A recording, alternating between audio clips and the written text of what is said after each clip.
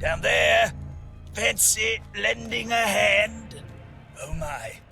Yes. Yes. Up here.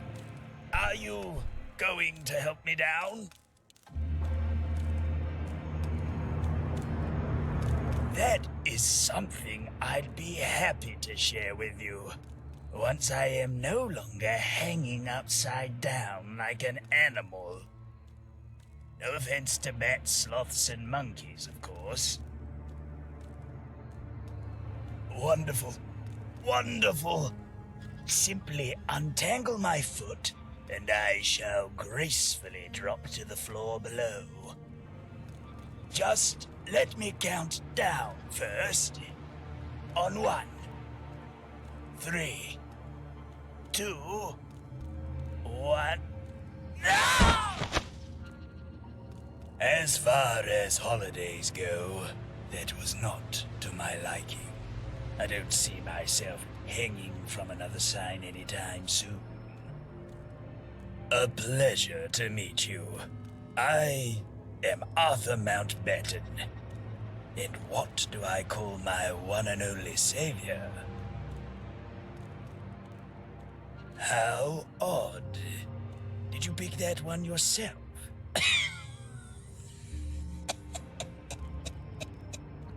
Oh, apologies. I shouldn't be so judgmental towards such a helpful soul. Now, I assume you must be curious as to why you found me in such a quaint predicament as this one.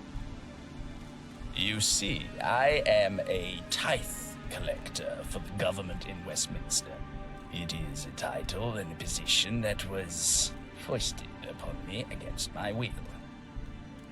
I was tasked with telling the Roundels that their tax had been retroactively increased by 5%, and that they were to promptly pay me the difference. Unfortunately, my visible distaste for the work and my repeated pleas for empathy didn't stop the Roundels from stringing me up on their side.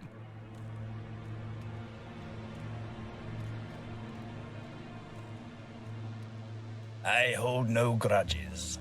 Besides, in the grand book of life, this little trick is nothing more than a passing moment. Indeed, I do not have time for revenge. If anything, I believe that this encounter is a sign that I should leave behind all this talk of taxes and accompany you through the wastes. What do you say? We could be quite the pair. I'm quite skilled at data entry, archiving, organizing. Oh, you mean what can I do in terms of defending myself? Well, I do have my trusty Webley. It has been in the family for decades, never missed. Of course, I really fire it. Capital. Onwards and forwards, my friend.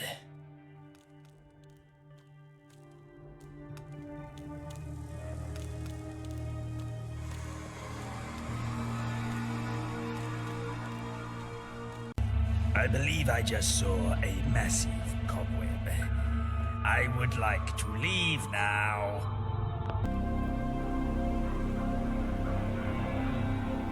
My God. I am so glad you asked. Well, settle in, for I shall now tell you the most fascinating story in history. Now, our story begins in the Dark Ages, as most great British stories do, when the Mountbattens were nothing more than a peculiar little clan of blacksmiths, specializing in the fascinating specific art of horse bells. About some culture. Classy. Very classy. Yes, indeed. Back then, you could dedicate your entire life to a single type of work and never really face any kind of pushback from your loved ones. But I digress. Blood got on my You're suit. pathetic. I'll need a moment. Now, the Mountbattens managed to eke out an admirable life, as admirable as peasants could be in those times, and that is why they were picked to assist in a war of... well, I can't exactly recall the date, but it was one of those important wars, the kind that gets etched into history books. Well, my ancestors, who I believe were descendants of crafty little Frenchmen, they designed the horse mounts for the richest man in their particular side of this little island of ours. Anyone hurt? No? Of course. They did a rather poor job, which is why they were forced to go into hiding, followed by a hasty name change to the clan name we have today, the Mountbattens. Not exactly the perfect plan, because the word mount is right there. Oh, but those people spent their days frolicking around in the mud, so we can't exactly blame them for not being so forward-thinking now, can we? Get in, there's nothing to see here.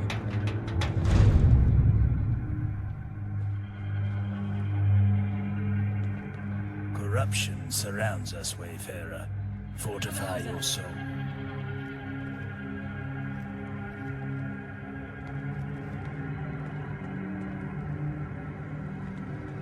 Well, skip ahead a few centuries, and the Mountbattens have evolved from lowly craftsmen to beloved artisans. That is to say, they made art out of metal, not that they were artists.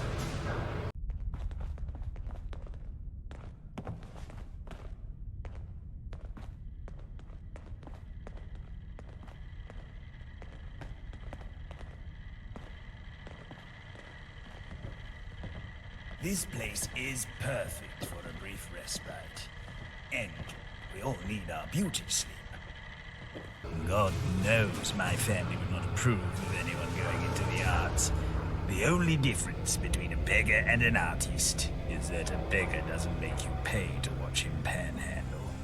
Anyway, it wasn't long before the Mountbattens realized that metalwork would soon become a rather unstable source of employment, and that's when they made the switch into more acceptable lines of work. Farmers, miners, housewives, rail workers, the sort.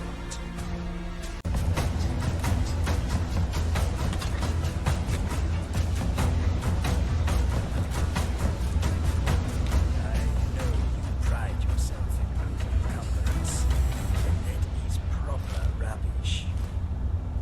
Skip a few hundred years of simple living and you get to the modern age. Ah, yes. Did you know my great-great-grandfather was supposed to die in one of the first great wars? At least, I think it was my great-great-grandfather. I can't recall. Oh well, they pegged his chance of survival at 5%. Said he was meant to rot in the bottom of the trench. But the old bastard made it through. We don't really know how. That's the thing about us Mountbatten men. We have a way for surviving despite the odds being ever against our favor. I suppose that explains me. Our surprising survival rates meant that we had a head start when it came to reoccupying the workforce. And that is how it was true. Isn't that just amazing?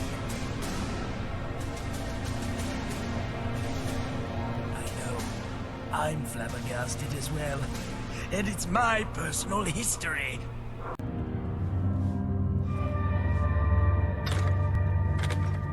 Bravo! Do you know how much you confuse me? Whether hiding from us back into the fire.